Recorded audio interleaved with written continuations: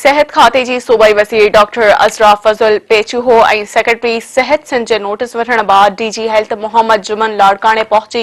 चाणका अस्पताल जे मुख़्तलिफ़ वार्डन जो दौरो कयो। डीजी हेल्थ मोहम्मद जुमन चाणका अस्पताल जी हादसनि वारे शोबे, सिविल अस्पताल, शेख ज़ैद चिल्ड्रन अस्पताल जे एमरजेंसी वार्ड समेत ॿियनि शोबनि जो दौरो करे बिजली लोड शेडिंग ऐं ॿियनि मसइलनि बाबति ॼाण वरिती, जंहिं ते चाणका अस्पताल जे एमएस डॉक्टर अब्दुल सत्तार शेख ऐं